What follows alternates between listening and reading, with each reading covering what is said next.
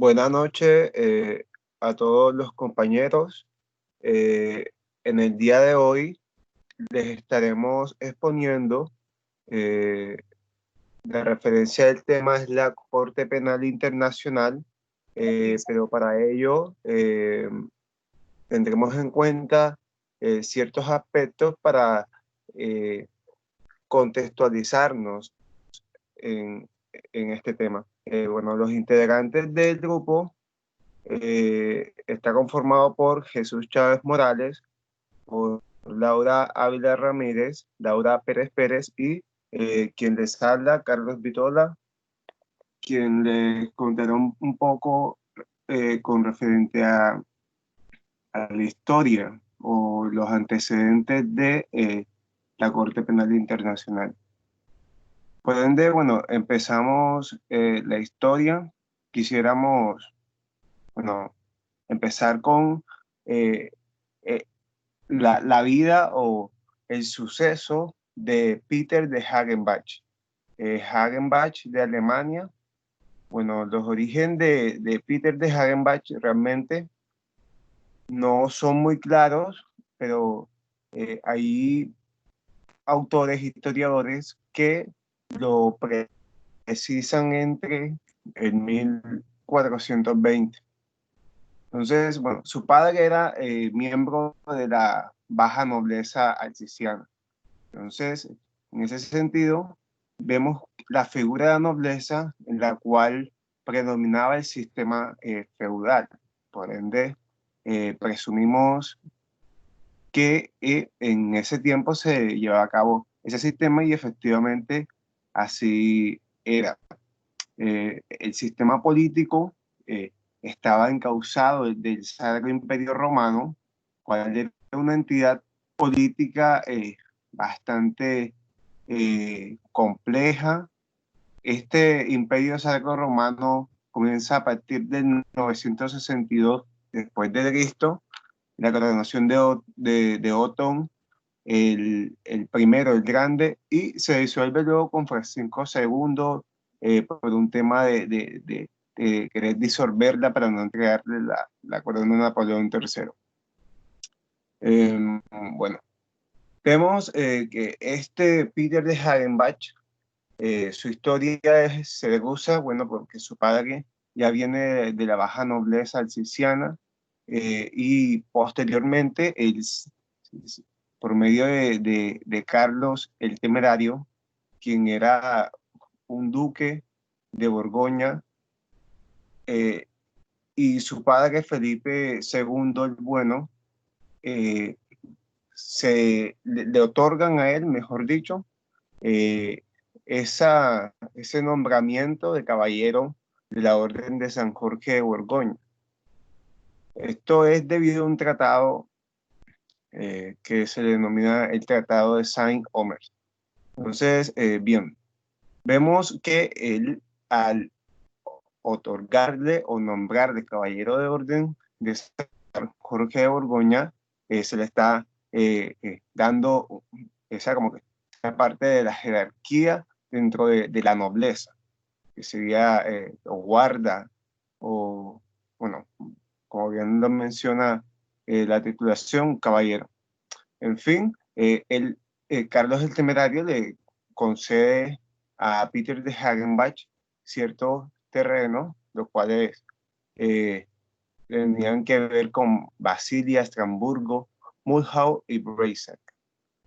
Bueno, menciono estas porque, en primer lugar, luego las políticas que empieza eh, a comienzan a manifestar por parte de Peter de Hagenbach resultan ser políticas del terror. Eh, y bueno, según un historiador, que es Braur Trans, un suceso bastante negativo que marca y es que él secuestra a un banquero y pide el rescate del banquero. El banquero tiene por nombre Marquardt Baldert. Entonces comenzamos a ver, bueno, proviene de esa nobleza, esa jerarquía, de esa aristocracia, eh, y cometen ciertos delitos en esa política del terror, en donde, bueno, de los crímenes que se le acusan, que él cometió, dentro de esos crímenes encontramos que él deportaba a los ciudadanos de Breizhak, una de las ciudades que mencioné en donde tenía cierto control político, deportaba a los ciudadanos con la intención de exterminarlos. Entonces se volvía un tipo como que de tentativa de ese delito de genocidio, que realmente en ese tiempo no existía ese, ese término, sino ya posteriormente, ya bueno, veremos en dónde comienza a existir. Bueno, la decapitación sin un juicio previo de 4 hombres de Ciudad Alciciana de Tan, lo que es un suceso que, por el cual también se le acusa a Peter de Hagenbach, porque por cobrarle ciertos mercaderes eh, eh, por los impuestos que estaban colocando, porque eran muy altos, por esa razón Peter decide decapitarlos. Eh, entonces, bueno, ¿qué es lo que sucede aquí en el caso de Peter de Hagen? ¿Por qué entonces se tendría que ver con el derecho internacional? Entonces tenemos en cuenta este historiador de nombre George Watson Stensberger, antes dado su nombre, y tiene una obra, la cual ahí vemos en la diapositiva, en la cual queremos exactamente destacar los aspectos por la cual se concibe que tiene que ver con el derecho internacional. En primer lugar, él señala que hay una decisión excepcional del archiduque. ¿Por qué se dice esto? Porque se supone que al ser de la nobleza debería tener en ese tiempo un juicio eh, no público, sino privado con el juez local, pero en esta ocasión sucedió algo muy distinto. Tras la constitución del tribunal, eh, lo que sucede es que 28 estados o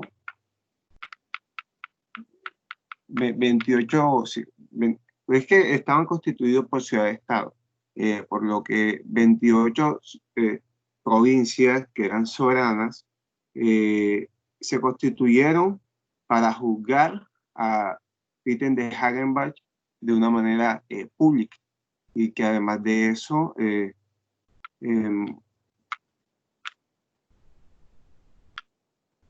bueno, se le dieron a él, a Peter de Hagenbach, se le dio la oportunidad, claro, como todo debido proceso, de realizar su defensa de objeción, de lo cual él se quiso cobijar, que es una de las cuestiones que presiona a George de Schwarzenberger en su obra, y es que él no le aceptaron esa objeción que él tuvo frente al mando que él tenía en esos crímenes que se estaban dando.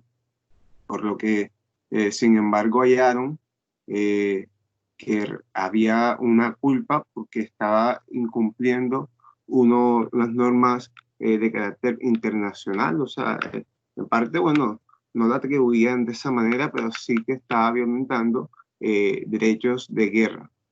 Entonces, bueno, se le atribuye aquello que hoy en día podríamos conocer como principio de responsabilidad de mando. Bueno, entonces, las conclusiones que nosotros podemos observar del caso de Peter de Hagenbach y la contribución al derecho internacional, vendría siendo que el proceso de Breizhak fue celebrado ante el primer tribunal internacional de la historia. En segundo lugar, constituye el primer proceso documentado en el que el cumplimiento de órdenes manifiestamente contrarias a la ley realmente no opera como eximente de responsabilidad. Tercero, constituye el protoproceso de crímenes contra la humanidad. Y bueno, cuarto, sí podríamos ver que constata la voluntad de creación de un tribunal supranacional para el conocimiento de crímenes contra la humanidad. Entonces, bueno, viendo todo ese suceso del primer tribunal internacional ad hoc, eh, por consiguiente, otro sujeto que marcó eh, este esta agregación o dio contenido a la creación de la Corte Penal Internacional, encontramos a Gustav Moynier. Bueno, primero que todo, ¿quién fue Gustav Moynier? Él recibe, gracias a que recibe de quien conocemos como Henry Dunant,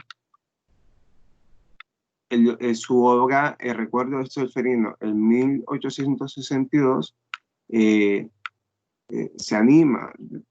Esto porque lo digo en primer lugar, porque es que, bueno, ya todos reconocemos aquí la obra de Recuerdo de Solferino y el aspecto que hubo tras la batalla de Solferino en 1859. Y es importante porque él estuvo en esta época ya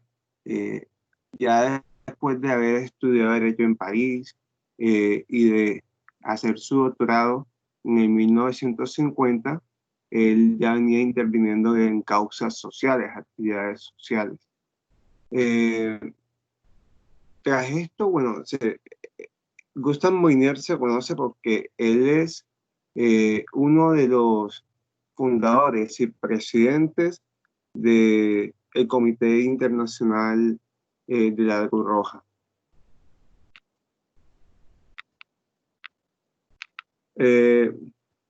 Bueno, Gustav Moynier, él llevó a cabo una propuesta en 1872 mediante la adopción de un tratado en lo que fue la reunión del Comité Internacional de la Cruz Roja el 3 de enero de 1872. Esa propuesta constaba de 10 artículos y bueno, esos 10 artículos nos mostraban, bueno, aquí veremos los artículos, nos muestran, porque bueno, ya él tenía un ideal frente a, a, a la pena que se debería establecer ante la sanción de ese derecho internacional, o ese derecho eh, eh, entonces, bueno, mencionaba él, Moynier, opinaba que una sanción puramente moral es insuficiente para contener las pasiones desatadas. Es decir, de que no estaba de acuerdo en que solamente fuese una sanción moral, porque sería insuficiente y habría que realmente actuar de una manera en que sí se constituyera una justicia plena.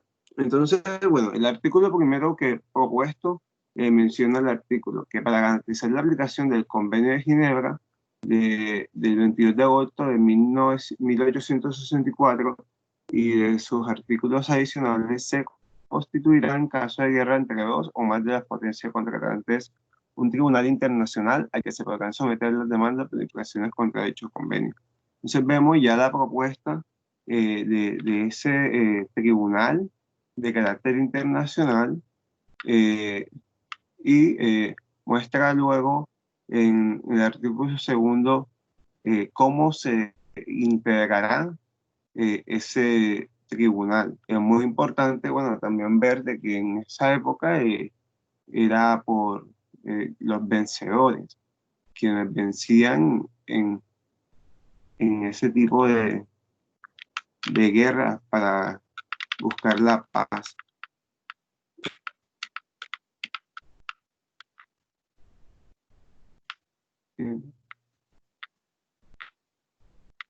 Bueno, entre otras cosas vemos que Gustav Moynier se encuentra bastante influenciado en los pensamientos bueno, o en la idea que es plasmada en el código Lieber, que bueno, es llamado así en alusión al jurista y filósofo estadounidense Francis Lieber. Bueno, este código es promulgado por Abraham Lincoln en 1863 y tenía como objetivo en parte era buscar el trato que debía dispensarse a los desertores, espías, esclavos y prisioneros de guerra, entre otros. Entonces ya comenzamos a ver que había un precedente y conlleva a la idea o a la propuesta que él estipula en el artículo primero.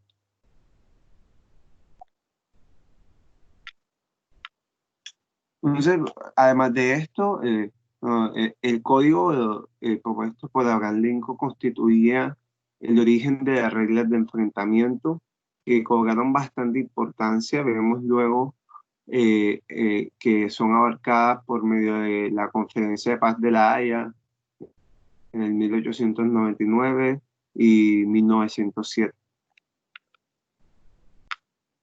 Entonces, bueno, pasamos al tercer hecho o al tercer antecedente bastante importante y que resalta bastante en la historia, y son los juicios de Nuremberg.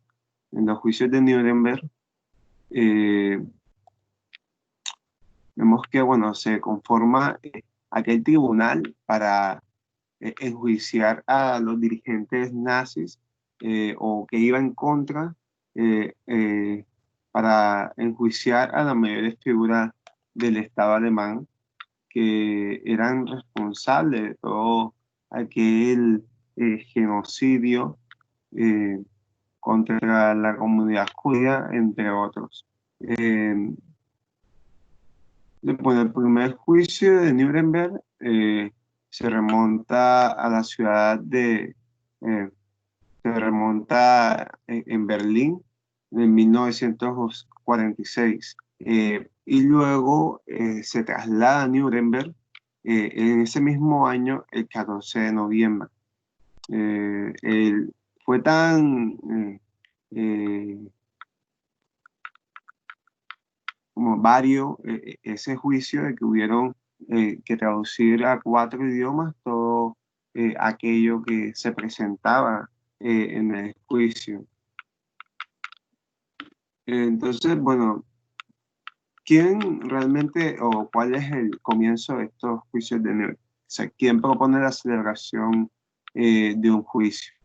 Según Roger Galettali, que también es un historiador, él, bueno, tal y como él expresa, dice lo siguiente: al atardecer fue el ministro de Asuntos Exteriores soviético Vyacheslav Molotov, quien el 14 de octubre de 1942 sugirió la idea de los juicios. Ese día, Molotov dirigió por carta a varios gobiernos de Europa Oriental en el exilio que residían en Londres para comentarle que Moscú se inclinaba por juzgar a los mandatarios más eminentes del criminal gobierno hitleriano ante un tribunal internacional especial. Cierra comillas. Entonces ya empezamos a ver también la posición que juega aquí la Unión Soviética y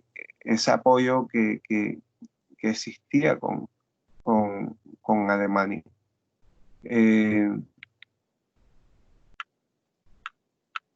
Entonces, bueno, la primera reunión en donde se plasma este acta para llevar a cabo ese enjuiciamiento se da en la Declaración de Moscú de 1943,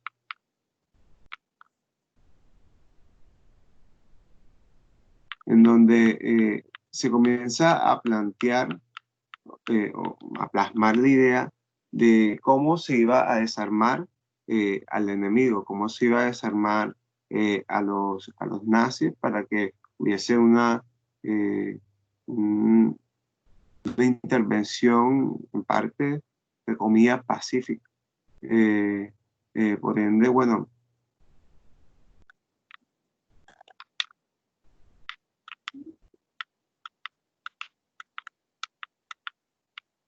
los países que firmaron la Declaración de Moscú, entre esos encontramos, bueno, los que se encontraban en aquel tiempo en el conflicto, en la guerra. Estados Unidos, el Reino Unido, la Unión de Repúblicas Socialistas Soviéticas y China. Entonces, bueno, otro punto también de bastante importancia para que se llevara a cabo el juicio eh, de Nuremberg, lo vemos en la conferencia, eh, la conferencia de Teherán, la cual se celebra en el 1943 con la participación de varios presidentes de aquellos estados eh, vencedores. La conferencia luego de Yalta de 1945, ya entre otros estados, también Reino Unido, eh, comenzaron a, sí, a manifestar la manera en la cual se iba a desmilitarizar y llevar a cabo esa división del Estado alemán para que sí puedan intervenir de una manera democrática. Pero realmente ya con el acuerdo de San Francisco, el 3 de mayo de 1945, es cuando se lleva a cabo la decisión para organizar el juicio. Entonces, esa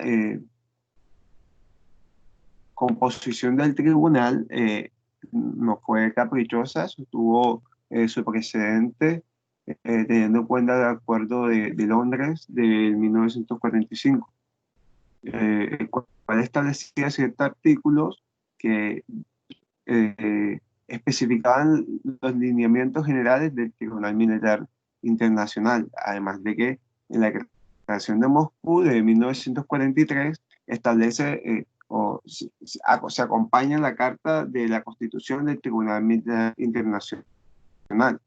Tiene una serie de 30 artículos en los cuales se considera su constitución, las autoridades, en fin.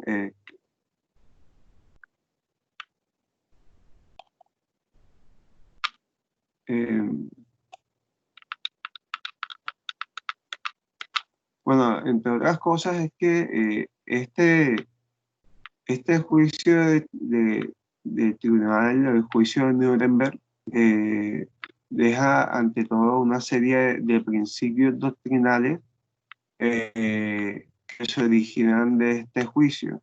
Entre esos encontramos 10 principios, pero bueno, quisiera leerles tres de los más importantes, bueno, los tres primeros para dar cuenta del contenido o de, sí, de la importancia de la doctrina para poder llevar a cabo el juicio según los principios internacionales. Bueno, en primer lugar, el primer principio, el cual nos dice que toda persona que comete un acto que constituya delito de derecho internacional es responsable de él y está sujeta a sanción. El segundo, que el hecho de que el derecho interno no interponga pena alguna por un acto que constituya delito de derecho internacional no exime de responsabilidad en derecho internacional a quien lo haya cometido.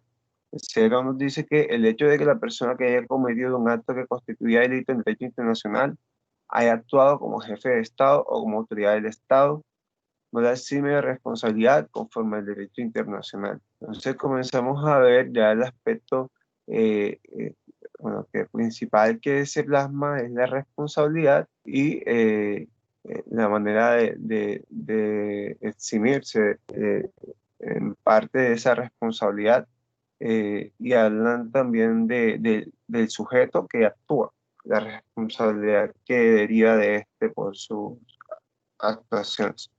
Bueno, bien, pasamos entonces a otro juicio bastante importante. En este encontramos los juicios de Tokio. En estos juicios de Tokio, bueno, rápidamente eh, mencionamos de que, bueno, la constitución de, de este Tribunal Militar Internacional para el Lejano Oriente se da en 1946 en Tokio y se disuelve ya en el 1949. Eh, una de las conferencias que tiene por ejemplo, injerencia o que es base de la constitución de este tribunal, lo encontramos en la conferencia de Teherán, que anteriormente mencionamos también en el Nuremberg de 1943, y la conferencia de Yalta de 1945, los cuales, bueno, constituyen puntos de referencia debido a que en este entonces ya se hablaba de que se podía juzgar a las naciones que integraban el eje Y. Por tanto, ahí encontramos también a Japón.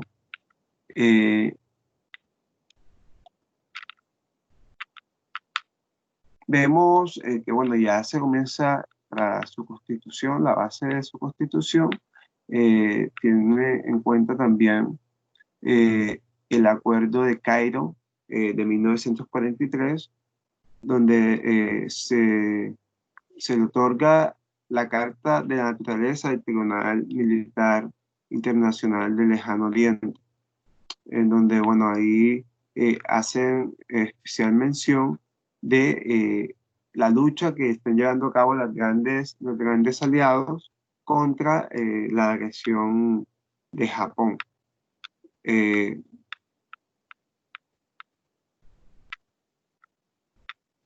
También encontramos la Declaración de Potsdam, la cual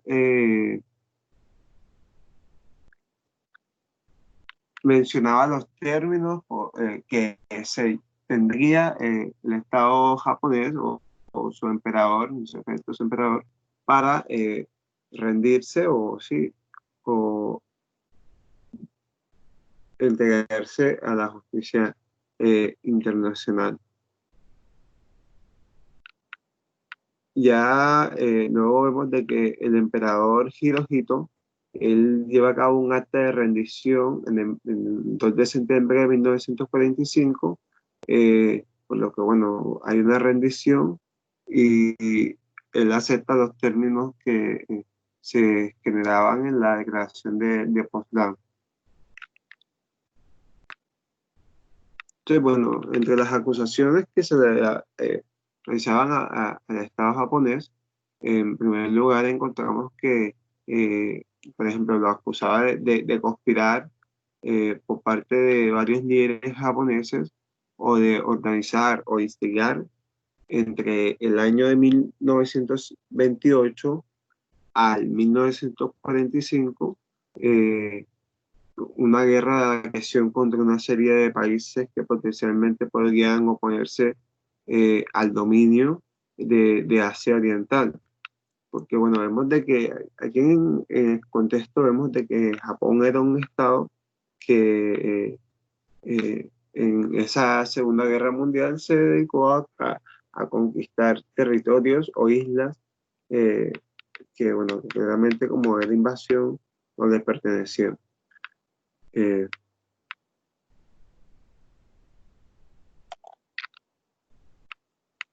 Bueno, pasamos como otro precedente al Tribunal Penal Internacional para la antigua Yugoslavia.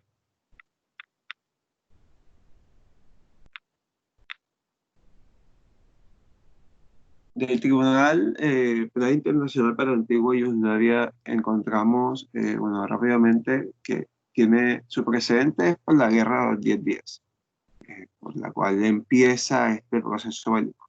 Luego, la guerra de Croacia entre 1991 y 1995. Luego sigue la guerra de Bosnia y Herzegovina en 1992 y 1995. Luego la guerra de Kosovo en 1998 y este conflicto vemos que finaliza con la guerra de Macedonia en el 2001.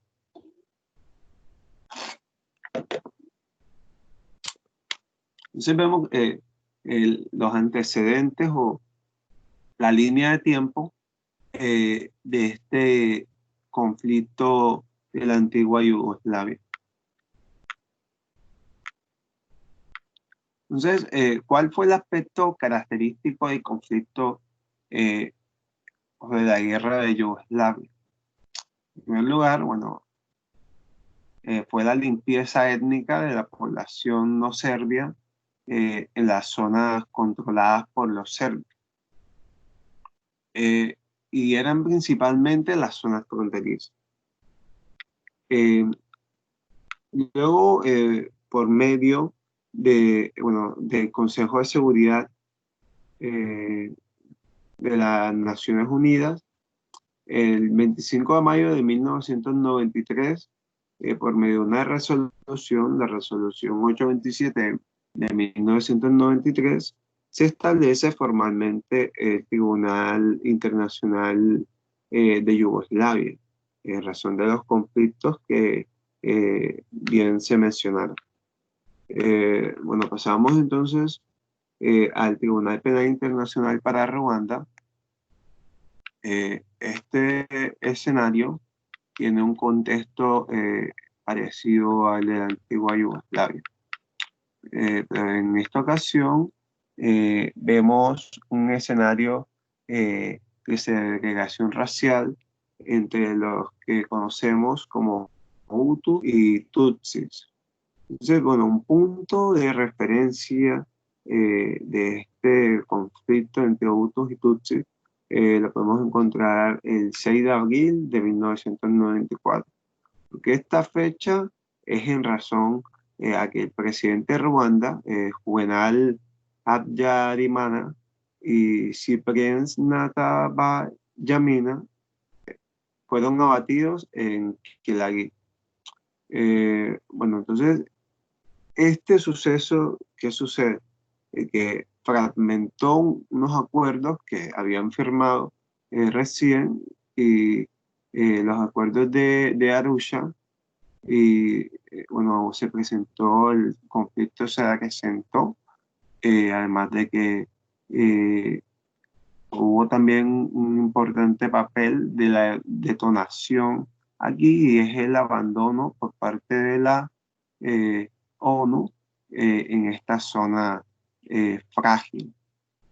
Bueno, vemos que en el curso de este conflicto se presenta la muerte, además de el avión presidencial de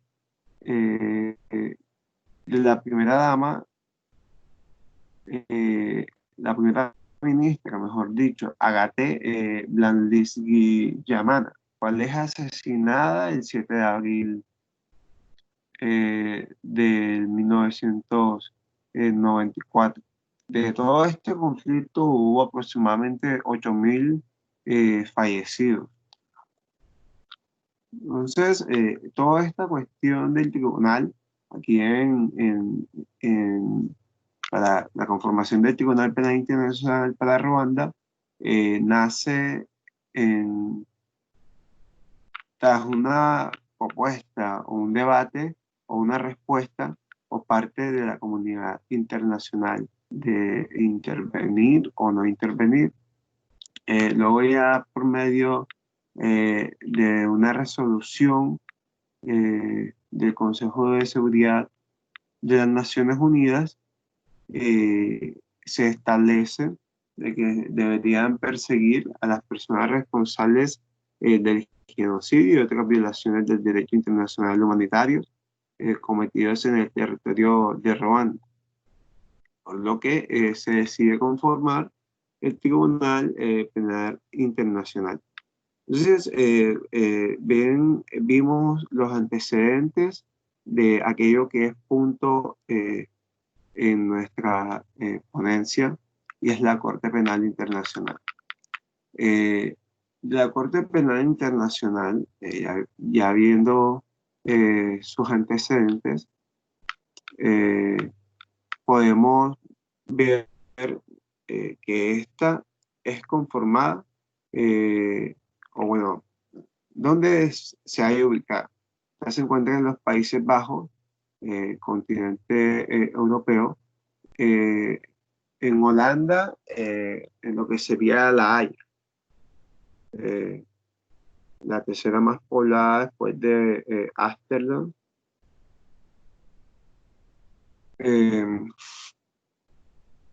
Bueno, esta tiene su origen en el Estatuto de Roma, como ya bien le había mencionado, y se genera el 17 de julio de 1998. La participación en el entonces fueron de 120 estados que se demostraron de acuerdo en este estatuto.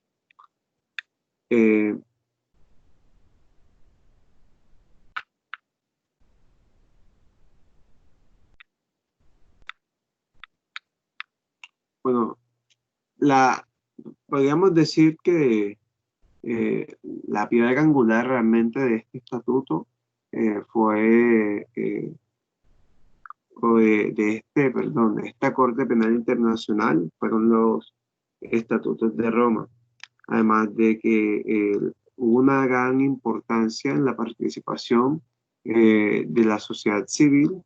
En este caso hubo una coalición de aproximadamente 2.500 organizaciones y claramente hubo un acompañamiento del Comité Internacional de la Cruz Roja.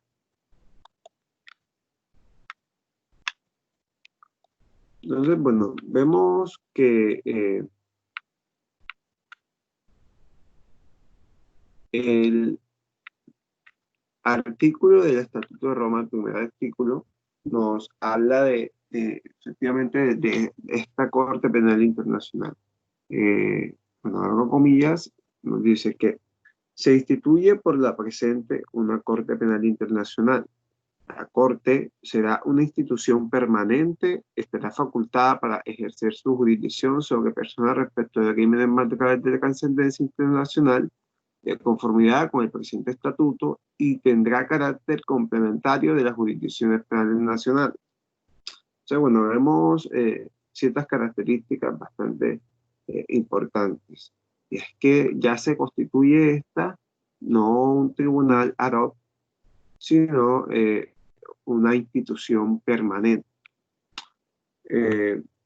Y vemos que se vuelve una institución permanente debido a ciertos hechos. Bueno, esto nos lo dice el historiador Kai Ambos, el cual expresa de cierta manera que es una institución permanente en razón de la necesidad de prontitud para evidenciar una justicia internacional y, en segundo lugar, la ventaja de evitar tener que constituir tribunales ad hoc cada vez que ocurre un conflicto, cuando puede existir una corte de carácter internacional permanente.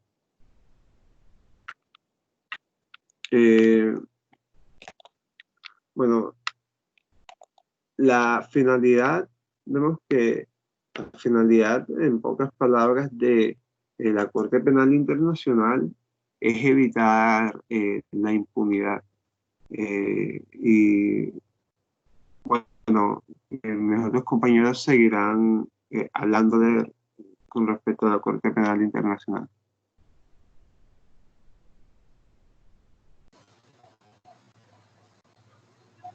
El Estatuto de Roma creó 3 órganos separados.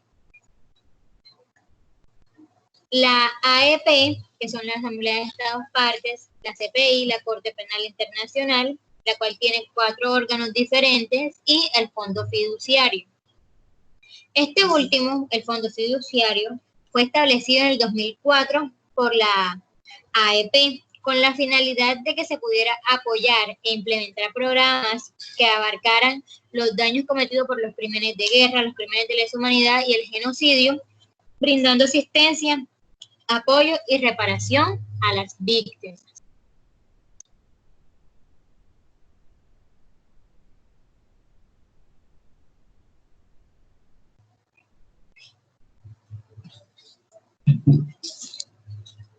Bueno, y hablarles sobre los principios. Estos principios que les voy a traer a colación son los principios generales del derecho penal, los cuales se encuentran establecidos en el Estatuto de Roma.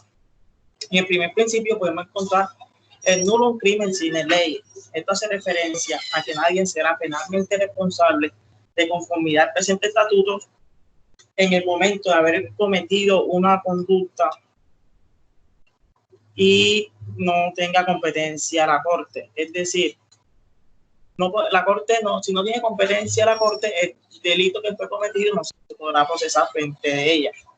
La definición de crimen se debe interpretar de manera estricta y no se hará extensiva ni por analogía. También en este nos dice que en caso de ambigüedad será interpretada a favor de la persona o objeto de la investigación. Como segundo principio nos encontramos la nula poena sine ley. Esta hace referencia que cuando sea declarada culpable por la Corte solamente será penado con la conformidad del presente estatuto. En el tercer principio nos encontramos la irretroactividad ratio personal. Esta hace referencia a que nadie será penalmente responsable por una conducta realizada antes de la entrada de vigor de la norma que lo regule. Nos vamos para la responsabilidad penal individual. Esta hace referencia más que todo donde la Corte Penal tiene competencia, y en este nos dice que tiene competencia en las personas naturales. En este principio podemos encontrar que quien cometa un crimen que le cueste que la Corte tenga competencia será responsable individualmente y se le aplicará la pena de dicho estado. En este mismo principio nos encontramos quiénes son, o sea, qué acción hay que cometer para que sean responsables, para que la Corte tenga competencia. En el primero encontramos aquella persona que cometa un crimen por sí solo, con otro o conducto de otro, sea este o no penalmente responsable. 2. Contribuya de algún otro modo en la comisión o tentativa de comisión del crimen por un grupo de personas que tengan una finalidad en común. 3. Aquella persona que ordene, propague o indica la comisión de este crimen, ya sea consumado el crimen o solamente quede en un grado de tentativa. 4. Aquella persona que facilite el propósito del crimen, ya este sea cómplice o sea la persona que lo esté encubriendo. Y no importa si se llegó a cometer el delito, si llegó a la comisión o la tentativa del crimen. También serán responsables aquellas personas que cometan el crimen respecto al crimen de genocidio. También esta parte final de este principio nos dice, me permito leer, que nada de lo dispuesto en el presente estatuto respecto a la responsabilidad penal de las personas naturales afectará la responsabilidad del Estado conforme al derecho internacional. Nos encontramos el otro principio, que es la improcedencia del cargo fiscal. Este dice que en el presente estatuto será aplicado dice que la norma del presente estatuto será aplicado a todas las personas naturales sin hacer ninguna distinción en el cargo oficial, en el cargo fiscal. El cargo fiscal que tenga la persona no lo eximirá del delito que haya cometido, de ninguna responsabilidad penal. Y por el dicho cargo fiscal que esta persona tenga tampoco será motivo de reducción de pena.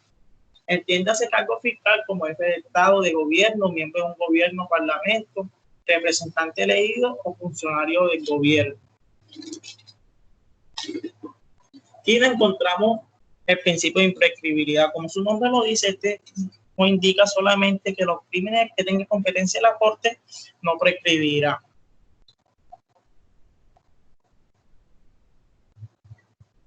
Elementos, nos encontramos con el otro principio, que es el elemento de intencionalidad. Esto hace referencia más que todos los factores que la persona debe reunir en el momento en la comisión de crimen para que pueda ser una persona responsable del delito, una responsabilidad penal. Y dice que el crimen se debe realizar con intención y con conocimiento de los elementos materiales del crimen para que se pueda considerar responsable penalmente. Encontramos también las circunstancias eximente de la responsabilidad penal. Como su nombre lo indica, son aquellas circunstancias o aquella actuación que la persona debe cometer para quedar librada de cualquier responsabilidad penal. en el momento de cometer el crimen. Y también nos lo enumeran. Y nos dicen que quedará eximido de responsabilidad penal aquella persona que padezca de una enfermedad o una deficiencia mental que lo prive la capacidad para apreciar la ilicitud naturaleza de su conducta. También nos dice que aquella persona que se encuentre en un estado de intoxicación que lo prive de capacidad de apreciar la ilicitud o naturaleza de la conducta. Hay que tener claro que este estado de intoxicación no debe ser provocado por la misma persona, sabiendo que esto es una causa de exoneración de la culpa penal. Si la intoxicación fue ocasionada por la misma persona para quedar libre de cualquier delito penal, no se le aplicará esta parte. También quedarán libres aquellas personas que actúen en la defensa propia de él o de un tercero. Y por último, en este principio nos dice también cuando se realice unos crímenes que sea de competencia de la Corte, pero estos crímenes fueron realizados bajo coacción.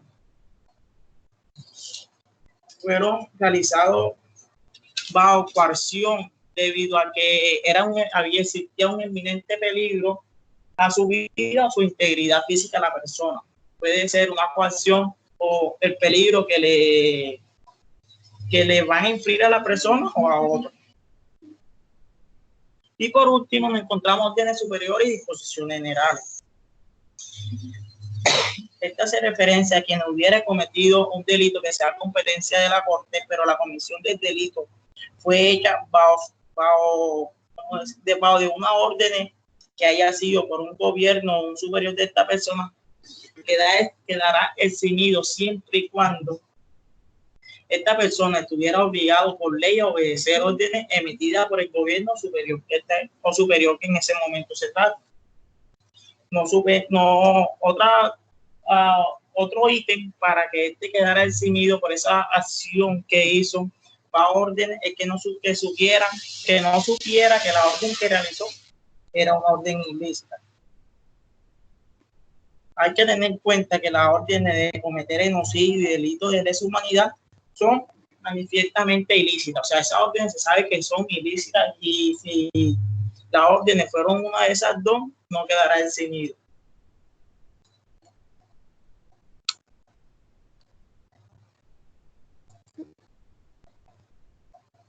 La Asamblea de Estado parte. Este es un órgano deliberante de la Corte.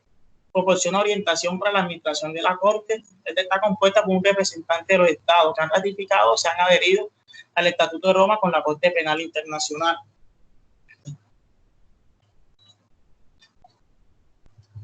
Cada estado parte tiene un representante en la Asamblea.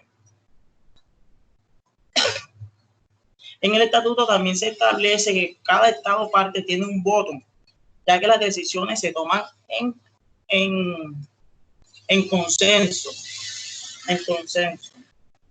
También nos dicen que los estados que no sean parte de los estatutos pueden estar presentes en la asamblea, pero estas partes solamente van a estar presentes como observadores, ya que no tienen el derecho a voto.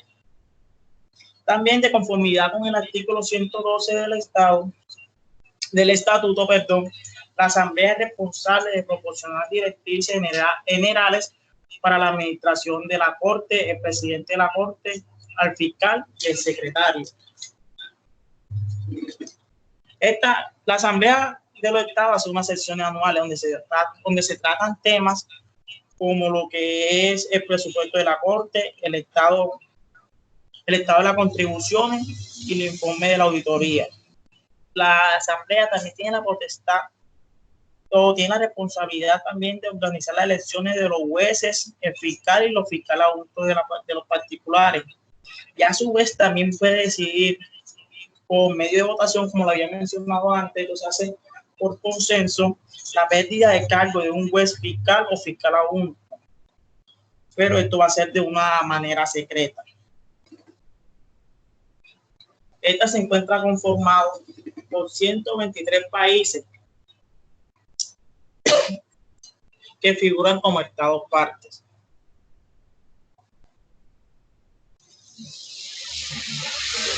Me permito leer la parte que hace los miembros que hacen parte del Estado parte de estos 123 países. 123 países son Estado parte del Estatuto de Roma de la Corte Penal Internacional. Entre ellos se encuentran 23 que son miembros del Grupo de Estados Africanos, 19 son Estados de Asia y el Pacífico, 18 son Estados de Europa del Este, 28 son Estados de América Latina y el Caribe y 25 son miembros del Grupo de Estados de Europa Occidental y de otros estados.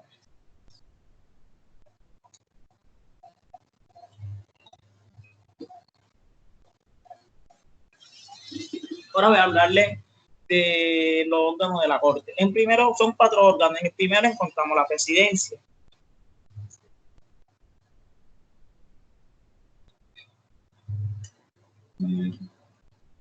Este es uno de los 4 órganos de la Corte. Este está compuesta por el presidente, por el primer y segundo vicepresidente, cada uno de los cuales elegido por la mayoría absoluta de los jueces, como se había dicho anterior. En este caso, los presidentes y los vicepresidentes son elegidos por los jueces por medio de la votación.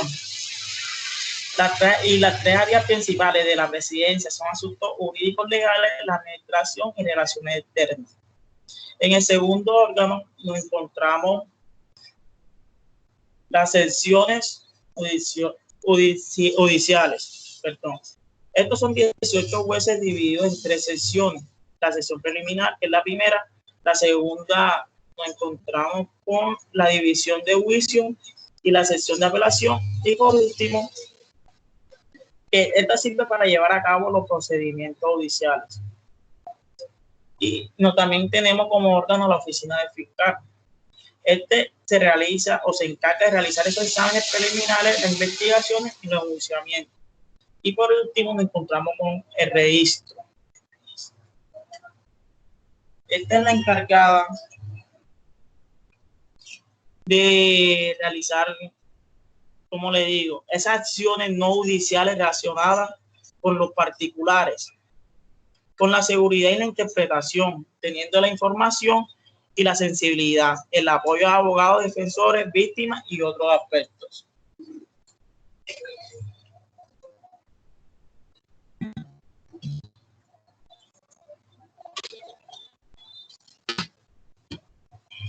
Bueno, el funcionamiento de la Corte. ¿Cómo funciona la Corte? La Corte Penal Internacional tiene jurisdicción sobre 4 delitos principales. Esta jurisdicción le fue dada en el Tratado Fundacional de la Corte, también llamado el Estatuto de Roma. Estos 4 delitos principales sobre los cuales la Corte tiene jurisdicción son el genocidio, los crímenes de guerra, los crímenes de lesa humanidad y los crímenes de agresión. Primero de estos encontramos el genocidio, el cual se caracteriza por la intención específica de destruir de una forma total o parcial a un grupo nacional, racial, étnico o religioso, con asesinato de los miembros de este grupo o por otros medios.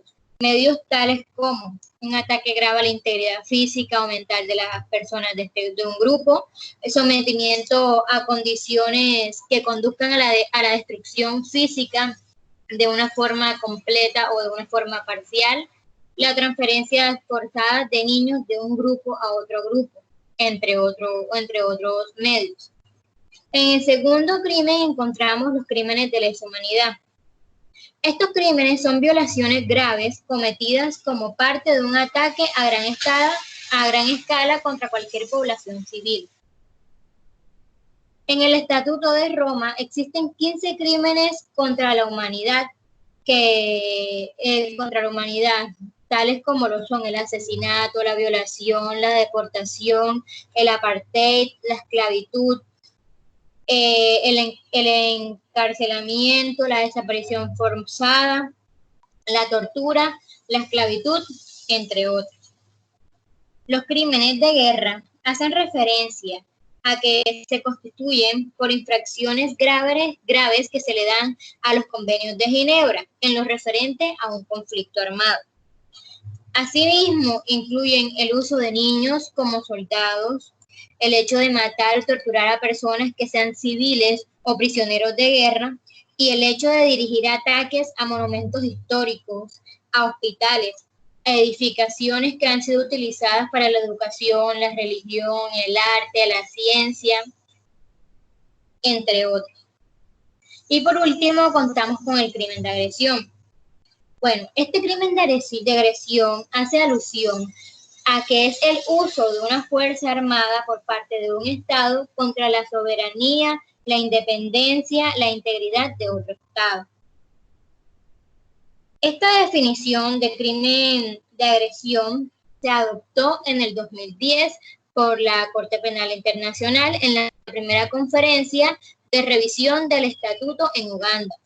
El 15 de diciembre del 2017, la Asamblea de Estados Partes adoptó una resolución sobre la activación de la jurisdicción en este crimen de agresión.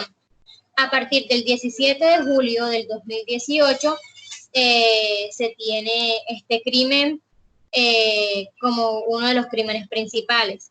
Y este crimen se tiene como característica que es aplicable a los estados tanto partes o los que no son partes. En lo correspondiente al proceso judicial, tenemos en cuenta que el funcionamiento del proceso judicial difiere del de su jurisdicción nacional. Bueno, esto nos hace alusión a que, dado el carácter internacional que tiene la Corte, se puede dar la posibilidad de que el procedimiento judicial llegue a diferir del de su jurisdicción nacional. Encontramos también la habilidad y la complementariedad. La habilidad nos dice que la Corte puede ejercer su jurisdicción en una situación donde se hayan cometido crímenes de guerra contra la humanidad o genocidio desde el 1 de julio del 2002. Esto nos dice que la jurisdicción plena que tiene la Corte sobre estos tres crímenes mencionados es desde el 1 de julio del 2002. Y que los crímenes que fueron cometidos por un nacional de un estado parte o en el territorio de un estado parte o un estado que haya aceptado la jurisdicción de la Corte son remitidos al fiscal de la Corte Penal Internacional por el Consejo de Seguridad de las Naciones Unidas. Bueno, en la complementariedad encontramos que la Corte Penal Internacional lo que busca es complementar los sistemas penales nacionales, más no reemplazarlos, puesto que ella solo inicia el enjuiciamiento de personas que cometan estos crímenes cuando un Estado lo quiere, no por el contrario. Es decir, si un Estado no quiere su colaboración, ella no se toma el atrevimiento de participar en ella. Cooperación. Bueno, la CPI no tiene policías propios o agencias de la policía. Por esta razón cuenta con la cooperación de los países del mundo. Esta cooperación la utilizan para realizar arrestos, transferir personas arrestadas al centro de detención de la CPI en La Haya, entre otros.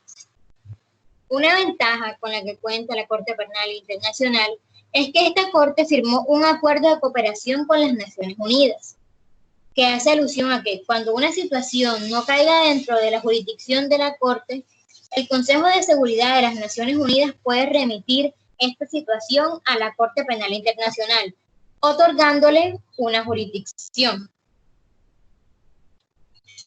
También contamos con 10 elementos claves sobre el proceso legal de la Corte Penal Internacional. En el primero de estos encontramos a las personas menores de 18 años. Este nos dice que la CPI no procesa a los menores de 18 años cuando se cometieren los delitos. En segunda medida encontramos examen preliminar del fiscal.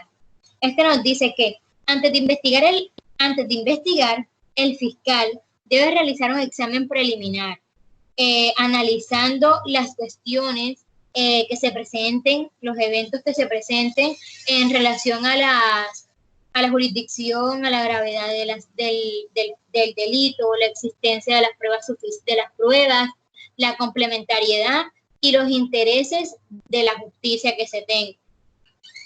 En tercer lugar, encontramos las investigaciones. Este nos dice que durante investigaciones se requiere que el fiscal pueda recopilar y comunicar pruebas del enjuiciamiento y de la defensa. En el cuarto encontramos la carga de la prueba. La carga de la prueba no es más que el demandado se considera inocente hasta que se pruebe su culpabilidad. y que la carga de la prueba recaerá en el fiscal. Quinto, comprensión del demandado. Durante las etapas de procedimiento del demandado, el demandado tiene el derecho a la información en un idioma que éste pueda comprender. Por tal razón, los procedimientos que se llevan a cabo en la CPI, los procedimientos de la CPI, se hacen en varios idiomas, con intérpretes y traductores para que estas personas puedan tener plena comprensión de lo que está sucediendo. En el numeral 6 encontramos que los jueces en la sección preliminar, ¿de acuerdo? Los jueces de la sección preliminar emiten órdenes de arresto y verifican que haya una evidencia suficiente antes de que un caso pueda ser remitido a la primera instancia. En el numeral 7 encontramos en la fase preliminar. Antes de que se dé la derivación de un caso en la primera instancia, la persona acusada estará calificada como sospechoso, no como acusado. Pero después de que ya el caso esté remitido a la primera instancia, el acusado ya sí se clasificará como acusado. Antes de esto, no será más que un sospechoso. En el numeral 8 encontramos jueces examinan pruebas. Los jueces de la división primera instancia examinan las pruebas presentadas por el fiscal, la defensa y los abogados de las víctimas. Emiten un veredicto y si en el veredicto se entiende que pues se llega a declarar culpable al acusado, se dicta una sentencia y se fijarán las reparaciones para las víctimas. En el 9 encontramos jueces dictan decisiones. Los jueces de la división de apelaciones dictan decisiones sobre las apelaciones, claramente. Las apelaciones presentadas por el fiscal o por la defensa. Y por último encontramos el cierre de casos sin culpabilidad. ¿Qué nos quiere decir esto? Que un caso se puede cerrar sin encontrar una culpabilidad, claro está. Pero este caso se puede reabrir en caso de que el fiscal presente pruebas nuevas en relación a este caso.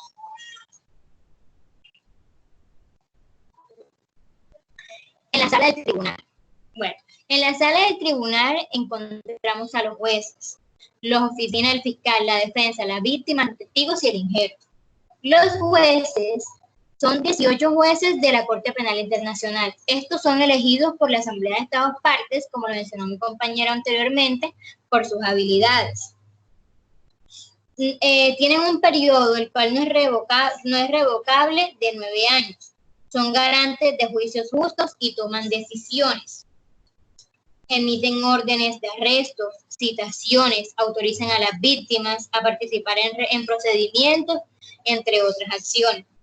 Estos jueces, muy bien como mencionó mi compañero, son los que eligen al presidente de la Corte Penal Internacional y a dos vicepresidentes que encabezan la Corte. La oficina del fiscal no es más que un órgano independiente de la Corte. La defensa.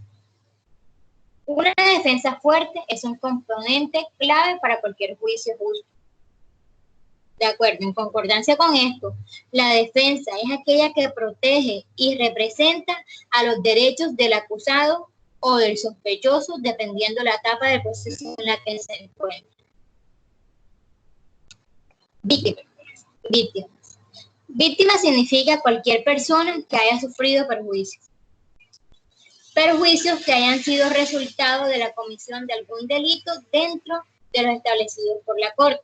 Como mencioné anteriormente, delitos que pueden ser genocidio, crímenes de guerra, crímenes de lesa humanidad o crímenes de agresión.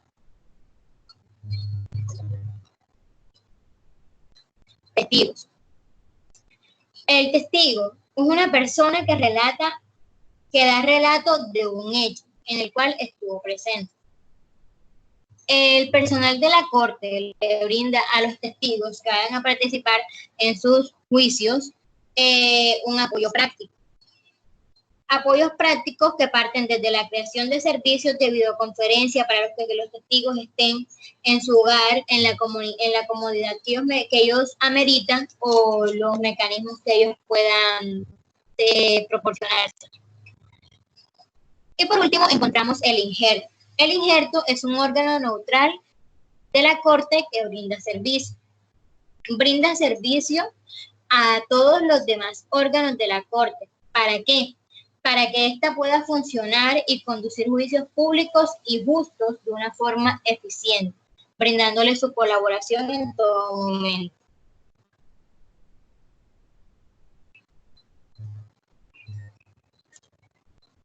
A continuación los dejo con mi compañera.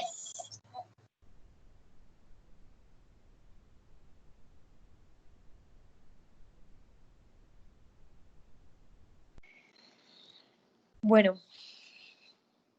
buenas noches a todos.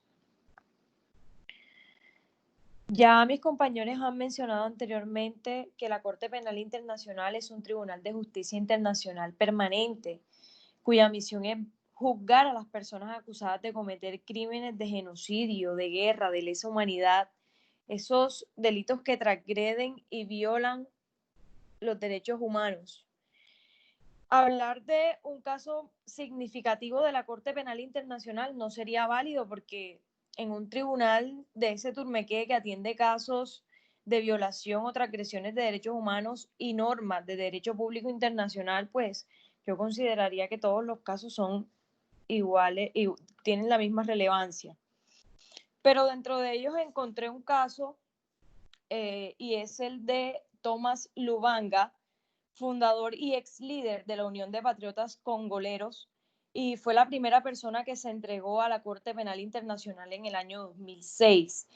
También fue la primera persona condenada en marzo del 2012. Lubanga fue condenado por dos delitos, bueno, entre otros por estos dos delitos: enrolamiento y utilización de niños a participar activamente en el conflicto armado. Y este fue sentenciado a 14 años de prisión.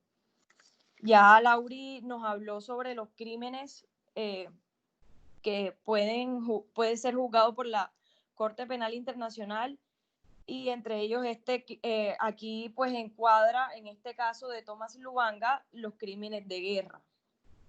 Un segundo caso importante de la Corte Penal Internacional también es la orden de arresto contra un líder de Estado en ejercicio, Darfur, en Sudán. Pues el presidente sudanés Omar al-Bashir es el primer jefe de Estado en ser acusado por la Corte Penal Internacional. Y en el año 2009 por crímenes de guerra y crímenes de lesa humanidad. Y nuevamente fue juzgado en el 2010 y le indilgaron cargos de genocidio y todos los cargos que se relacionaban con la presunta participación de al-Bashir en las actuaciones del conflicto de Darfur. Bueno, esos son dos casos significativos de la Corte Penal Internacional.